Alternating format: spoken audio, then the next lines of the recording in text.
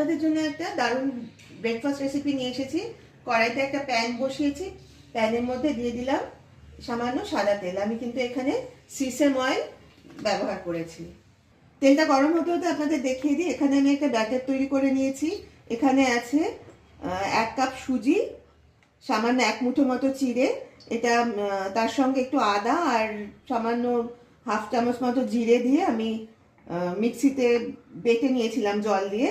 তারপর আমি এর সাথে 1/2 কাপ মতো চালের গুঁড়ো অ্যাড করেছি আর সামান্য জল দিয়ে একটু পাতলা করে নিয়েছি ব্যাটারটাকে, এবং তার মধ্যে দিয়ে দিয়েছি 1 চামচ মতো সাদা তেল।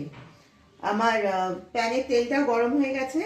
এবার আমি প্যানের মধ্যে এই ব্যাটারটা 2 হাতা দিয়ে দিচ্ছি। আমি হাতা দিয়ে ব্যাটারটা একটু ছড়িয়ে দিচ্ছি ভালো করে। এখানে আমি চিকেনের একটা পুর বানিয়ে রেখেছি। চিকেনটা ছোট ছোট করে কেটে পেঁয়াজ, রসুন, আদা দিয়ে কষিয়েছি, তার সঙ্গে দিয়েছি গরম মশলা, একটু টমেটোও দিয়েছি।